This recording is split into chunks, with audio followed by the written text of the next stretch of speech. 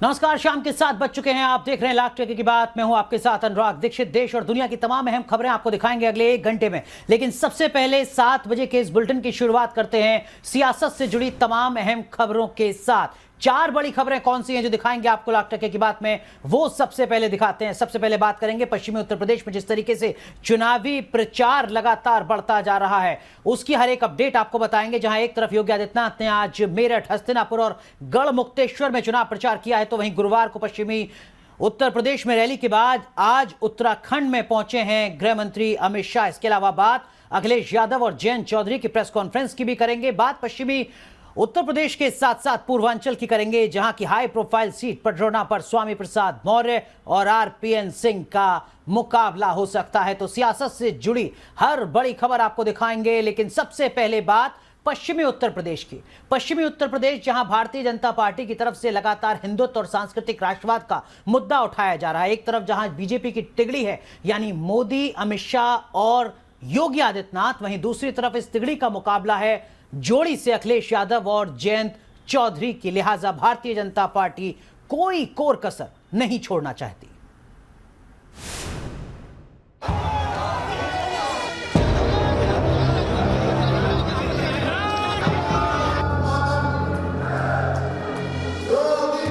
Fight बहुत tight है।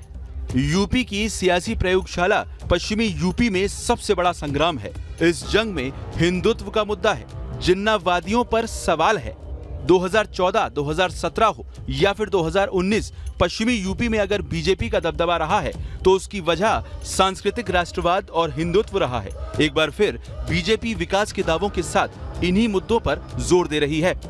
BJP के सीएम कैंडिडेट योगी आदित्यनाथ बगैर हिचके इन मुद्दों के जरिए विपक्ष पर वार कर रहे हैं।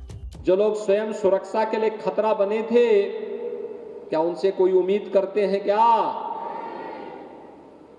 और जिन लोगों ने मुजफ्फरनगर में गौरव और सचिन नाम के 9 युवकों की निर्मम हत्या करवाने के लिए उन दंगाइयों को सम्मान किया था, क्या वे दंगा मुक्त प्रदेश बना पाएंगे क्या?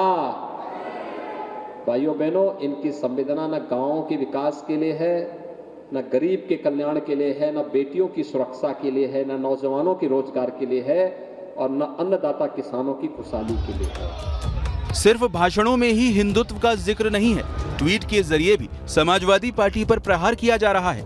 मेरठ में रैली से पहले सुबह सुबह योगी ने ट्वीट कर लिखा, वे जिन्ना के उपासक हैं, हम सरदार पटेल के पुजारी, उनको पाकिस्तान प्यारा है, हम मां भारती पर जान न्योछावर करते हैं। योगी आदित्यनाथ अपने भाषण में उन तमाम संवेदनशील मुद्दों को उठा रहे हैं जो बीजेपी के एजेंडे में सबसे ऊपर रहे हैं।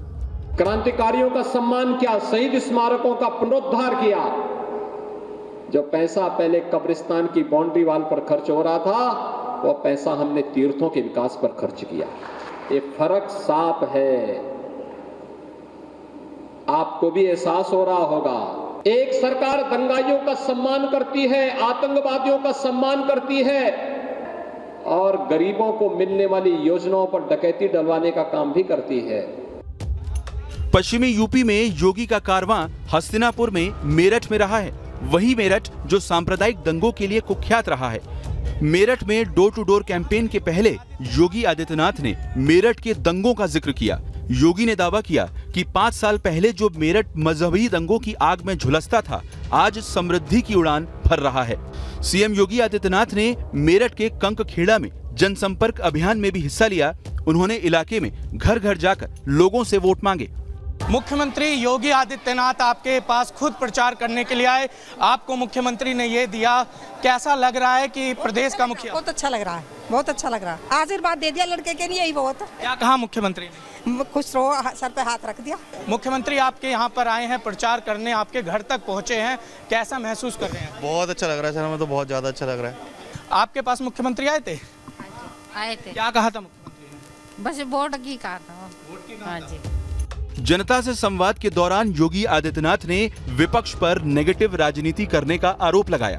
योगी आदित्यनाथ के दौरे से बीजेपी नेता और कार्यकर्ता बहुत उत्साहित नजर आए। राजेंद्र जी, मेरठ में मुख्यमंत्री, कितनी उम्मीद, कार्यकर्ताओं में कितना उत्साह? पूरा उत्साह को वो अनेक गुना कर गए हैं। माने वास्तव में उन्होंने पूरे क्षेत्र की चार्जिंग कर दी है, और आपने देखा कि सामान्य कार्यकर्ता की तरह हमारे प्रदेश के सर्वोच्च नेता ने घर घर जाकर के वोट मांगा, महिलाओं से वोट मांगा, पुरुषों से वोट मांगा, बच्चों को दुलार किया और इस प्रकार से उन्होंने संपूर्ण जो हमारा बूथ स्तर तक का कार्यकर्ता है, हमारा पन्ना प्रमुख है, उसको उन्होंने उत्साहित कर दिया कि वो इसी प्रकार से गली गली जाकर के, घर घर जाकर के वोट मांगे। मेरठ और हस्तिनापुर के बाद योगी आदित्यनाथ का कारवां गढ़मुक्तेश्वर पहुंचा। यहां भी उन्होंने डोर टू डोर कैंपेन में हिस्सा लिया और विपक्ष पर वार किया। पिछली सरकारों की विकास की कोई सोच ही नहीं थी। उनके लिए विकास का मतलब या तो चाचा भतीजे के विकास से था, हमारे लिए विकास का मतलब उत्तर प्रदेश की 25 करोड़ जनता को बिना भेदभाव के शासन की योजनाओं का लाभ देना। योगी आदित्यनाथ के अलावा यूपी में बीजेपी के राष्ट्रीय अध्यक्ष जेपी नड्डा ने भी जमकर पसीना बहाया। जेपी नड्डा ने शाहजहांपुर में डोर टू डोर कैंपेनिंग की। इसके अलावा वो प्रभावी मतदाता संवाद में भी शामिल हुए। और मुझे बहुत खुशी होती है आजकल जब हमारे विरोधी अब कोई मैनिफेस्टो लेकर के आते हैं। उनका मैनिफेस्टो था लैंड माफिया, उनका मैनिफेस्टो था खनन माफिया, उनका मैनिफेस्टो था सैंड माफिया। मैं गलत बोल रहा हूं क्या? उनका मैनिफेस्टो था अपहरण माफिया, उद्योग था अपहरण, ये उनका मैनिफेस्टो था। पहले चरण में पश्चिमी यूपी में बड़ी टक्कर है। बीजेपी के सामने चुनौती अपने प्रदर्शन को बरकरार रखने की है। पश्चिम का किला महफूज रहे, इसके लिए बीजेपी के दिग्गज तमाम कदम उठा रहे हैं। Team news nation.